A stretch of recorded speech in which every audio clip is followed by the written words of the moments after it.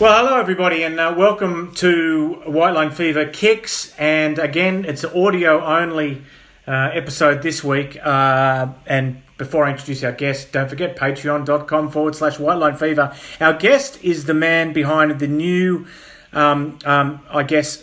semi-professional competition. Mate, he'll tell us if that's the best way to describe it in Canada, which was just announced at the beginning of the week. Chris Coates. Chris, how are you, mate?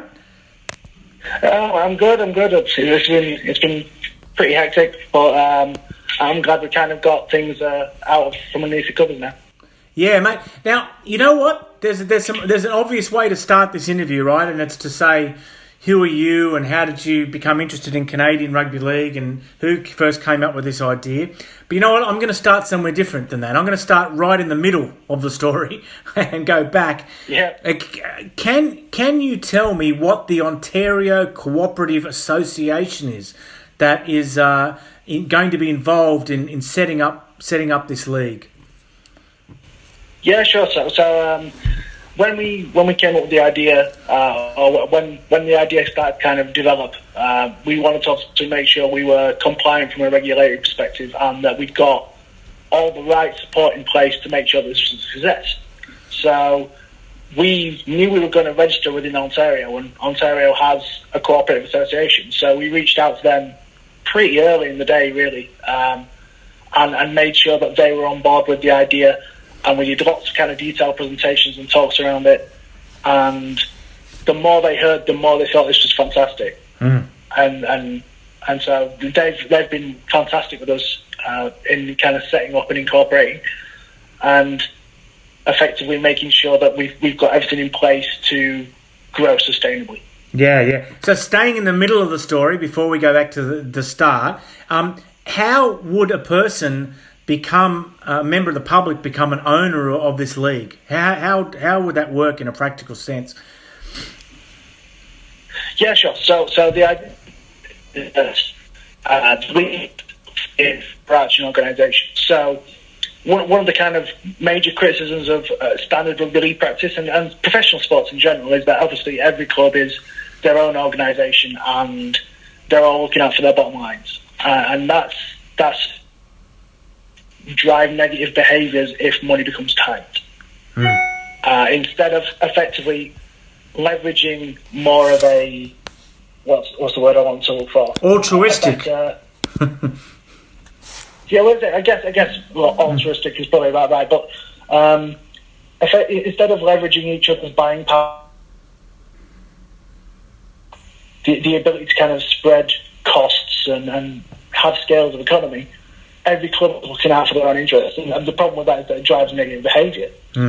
So we kind of envisaged the idea that, you know, every club would be part of the same cooperative and that they would be all under the same organisation. So you'd have, you know, one set of payroll and one set of ticket office, and effectively that means that you have a consistent approach across every club. You have a consistent approach across the entire organisation, and you gain scales of economy that you can't get elsewhere.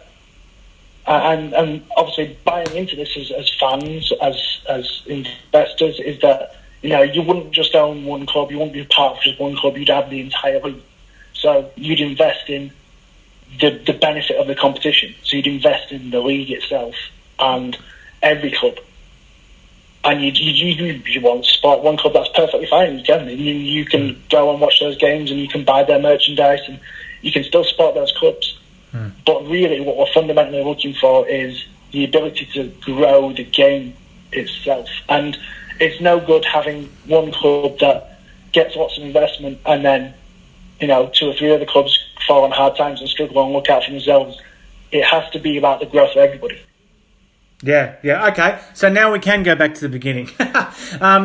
You know, I think people who are listening can tell that you're not Canadian, and I believe you're in your mid to late 30s, and you work in the IT industry at a very sophisticated level. You build supercomputers. How does someone like you, from where you're from, end up setting up a rugby league competition in Canada? How does that happen? It's it's a little bit of a crazy story. So where do I start? I've always been involved with rugby league. I've played around 30 years in total, roughly, in the game. Involved in either watching or a playing capacity or coaching recently. And most recently, I've obviously been coaching a community club, and I've been working with Lithuania as their national coach. And I've grown up with the game all my life, and I love it. And my main problem with the game is that it seems to pride itself on being a secret.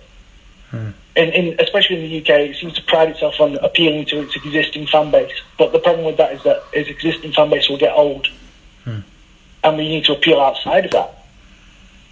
And so this I had probably around 7 years ago or so, and the idea was effectively just, if you could rip up the rule book and start again, if you could completely start fresh, how would you make rugby league grow in a more reliable way, instead of kind of growing and shrinking, which seems to be the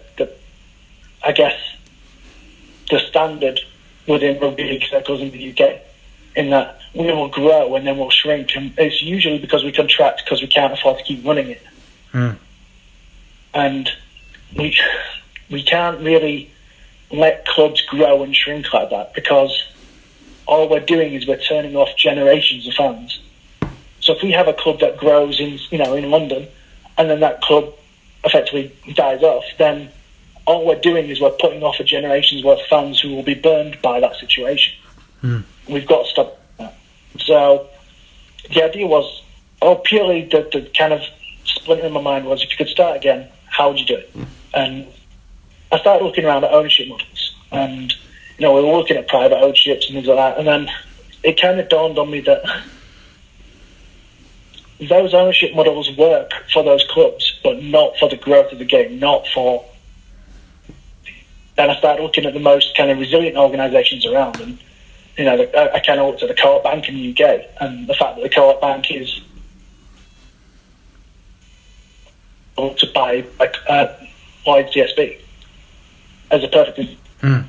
And so that kind of grew from that idea, which was, a cooperative is a very resilient organisation.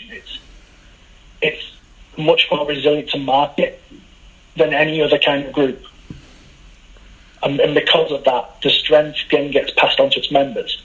And then I started looking at, obviously, what it means to its members. And then I started realising that there's a massive amount of brand loyalty when it comes to people who buy into something. They want to see it succeed. And I started looking at Brewdog, which is in the UK as a brewer, as a model as well. And then we realised that people who buy shares in Brewdog are inclined to make Brewdog succeed, so they'll buy the product. And then we went, well, if that model works for beer, and fans predominantly go to matches and buy beer and have a good time, why can't that work for sport?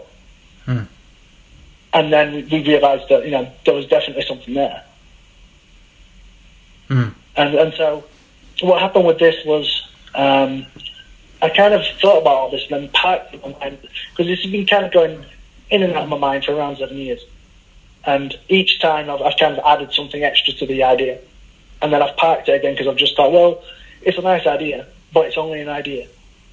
It has to have what I would call the perfect storm of situation for that to happen.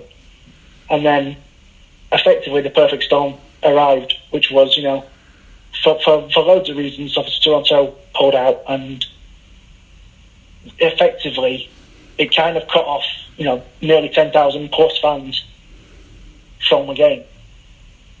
And that whole situation of, a club growing and then a club shrinking and cutting off a bunch of fans and burning them again was kind of playing out. And I thought, well, it doesn't have to play out that way. Why can't we now apply this model while we've got a fan base that wants to watch rugby league? We've got, tons and tons of interest because the Wolfpack did a fantastic job about promoting the game. And so it's nearly like the perfect kind of voided model with a ready-made fan base with people who are interested in the product to deliver a brand new model. And so we went, well, I don't think we'll ever get a better time than doing this. And so I started reaching out to people around the kind of Wolfpack environment to ask questions and see whether there was a possibility of putting this into place. And I kind of started talking to Sandy, and Sandy's kind of really successful in what she does business-wise. And I've always been kind of a big ideas kind of guy, and I work with, obviously, supercomputers and tech industry. But originally, I started out with rugby, and at one point, rugby was wanting to be my career choice. And then I broke my neck in 2 places. And rugby was going to be my job, and IT was my hobby. And it kind of flipped around, and IT became my job, and rugby became a hobby, but really a passion. And so, and I think there's so many people in the game that end up like that we lose to the game, if that makes sense. But I kind of stuck with it. And so I got talking to Sandy, and really, off the back of the conversations that we started to have, we realised that we definitely got something. And a speculative tweet kind of went out that was not entirely related to this, and this is one of the reasons I reached out to Sandy, was she kind of put this speculative tweet out as a concept art, and all of a sudden she got 20,000+ interactions on Twitter for a tweet within about 12 hours. And we definitely knew there was something there.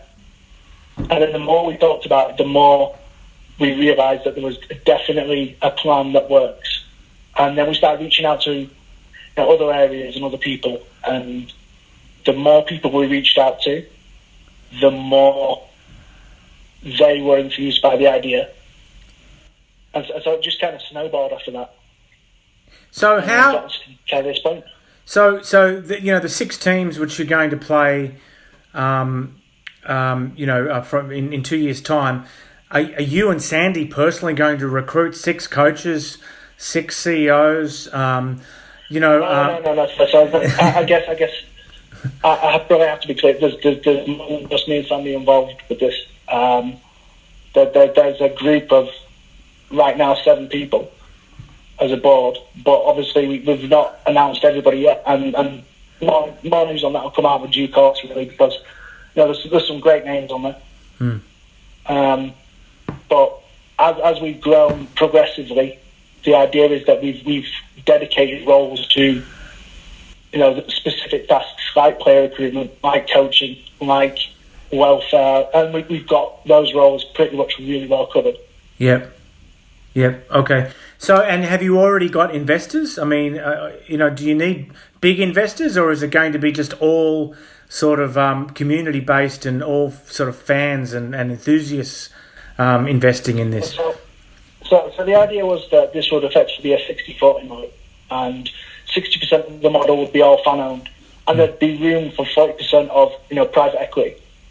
And the reason for that is that we know have been burned previously by buying season tickets for things and then nothing coming to fruition. So we want to make sure that from a commercial standpoint that people can see money coming in the bank from a commercial investment perspective, so that people know it's definitely going to happen. So that when they do invest the money, they know that there's some substance behind it. And we've been talking with corporate financing, and we've been talking with a community bonds issuer in order to kind of prove that there's money going into the account, so that people have more confidence that this is definitely going to happen. Right. Okay, so you're going to play sort of a test season in the middle of 2022, is that right? A short season, 6 teams from 5 provinces. Is that right? Yeah. Right now, obviously, we've looked at loads of locations, but the idea is that the 5 provinces thing is really important, because for rugby league in Canada to be recognised as a national sport, the regulations are, eventually 5,000 participants, and they don't have to all be, just 30-a-side competitions. There could be 9, there could be touch. Eventually, 5,000 participants spread across the country, and has to be played in 5 different provinces. So by us effectively proving that we've got sides in 5 different provinces, we're kind of helping that growth so that rugby league can be recognised by Sport Canada.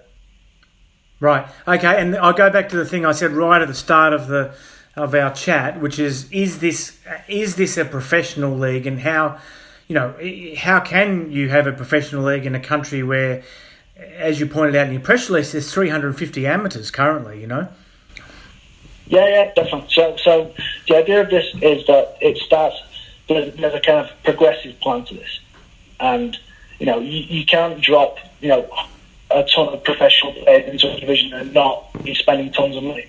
And it's not sustainable to do that, because you'd be a loss leader for years until you've got the fan base to support that, that quality of player.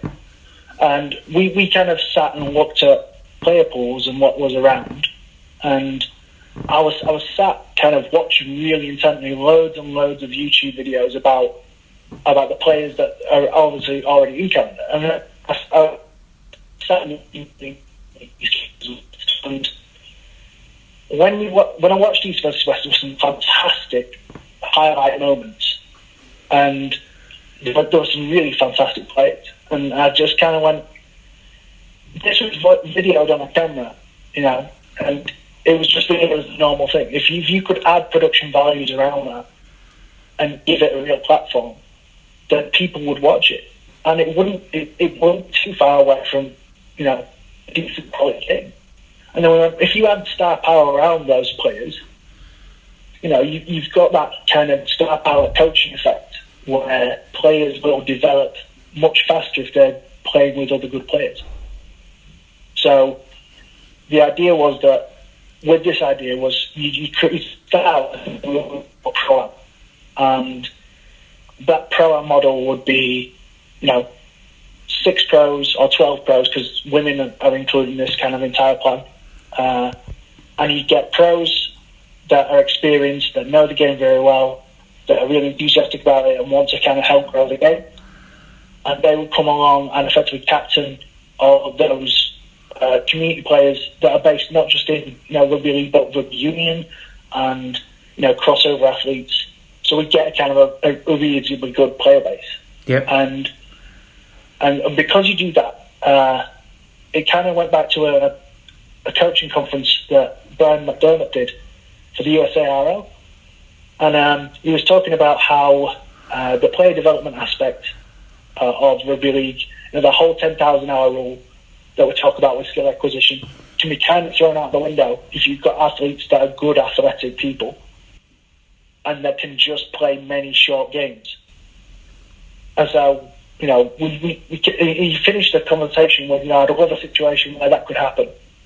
And that kind of stuck in my mind for quite a while, and I just thought, well, why can't it happen? If you got, your community players who still know the game, and they're still producing some good quality stuff, with experienced players, and got them playing short and nines games, which is kind of exciting anyway, in their own right, and they produce loads of highlight moments, and they protect players, then those players will grow so much faster by playing so many more games in that environment. Yeah. Okay, and just a couple more things. I mean, obviously, the people who are going to the Wolfpack games expect a certain match day experience, and I know nines is great for a carnival atmosphere and for people having fun, and they don't have to watch every single minute. And you know what I mean? So and I think you said you're going to do in Toronto first. You're going to basically play the whole series in Toronto in 2022. So are you confident of being able to replicate that atmosphere and that vibe at Lamport? And is all the access to the venue, is that an issue? The rent and all that sort of stuff. So we already kind of looked into all of that in great detail. Unfortunately, I've probably got a spreadsheet with about 17 different tabs of costs and how we can do it. But we've reached out to the right people who pretty much delivered that Toronto experience in the first place. And we've got them enthusiastic about the idea, and we're really confident we'll be able to deliver the same environment, the same game day experience, but in more of an IPL model. So you'd have those sides being represented, for different provinces, and they'd all converge on Toronto, because that's where there's a big fan base already. There's a big existing, base of fans for that first event. And we kind of create pro-am, then you move towards semi-pro. And the idea is, even with the pro-am, players will get paid. Even your community players would get paid, because, it's a big ask to ask people to travel, a fair distance to just obviously come and converge on one place and play. So we want to prove that there's a professional environment for players to develop. And so season on season, the idea is that this would grow out, and you'd effectively have two conferences, an East and West, or two divisions really, because the conference itself is the entire, championship. And you have an East versus West, and effectively you'd have two separate divisions based on closest location to reduce the distance they have to travel. And then they would all converge in a playoffs environment in Toronto again for the end of the season. And that grows, kind of in different areas. So you grow to Manitoba, you grow to, Halifax, and you kind of grow your footprint as well. And we'll finish up with this. We'll have a chat afterwards. But there seems to be a sort of groundswell of activity, which is not quite... It's not... You have a good relationship with the domestic governing body, which is really good. They're very small, but you've got the California Rugby League, the Euro 13s, Cleveland, and there seems to be a groundswell of supporters who are kind of sick of waiting for things to happen and are doing things themselves. Do you feel that there's a bit of a kind of a sea change happening in the game as a result of these sort of community-led initiatives?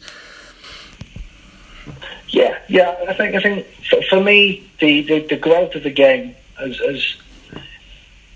it's become more important. The growth of the game has become significantly more important than who runs it. And I think people are beginning to realise that we're getting back to what I would effectively call where the game came from, which was the game was meant to be for everybody.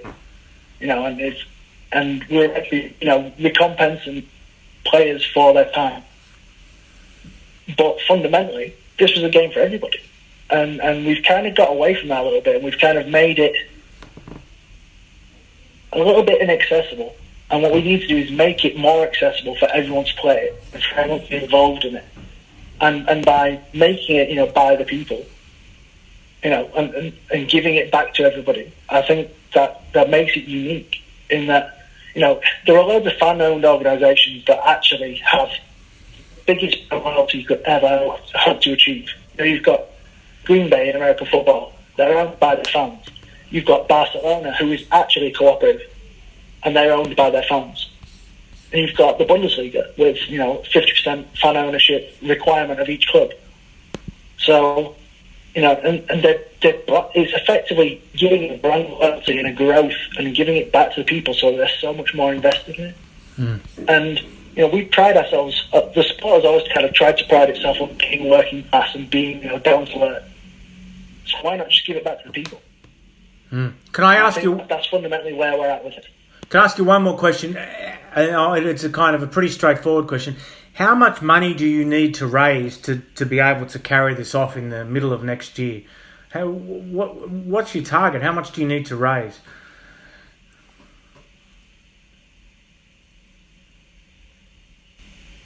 So obviously I can't really discuss commercials, but we've got a very well costed model, and the model right now is we've got a definite figure in mind. I obviously can't tell you what that is right now, but it's definitely achievable to hit year 1, year 2, year 3.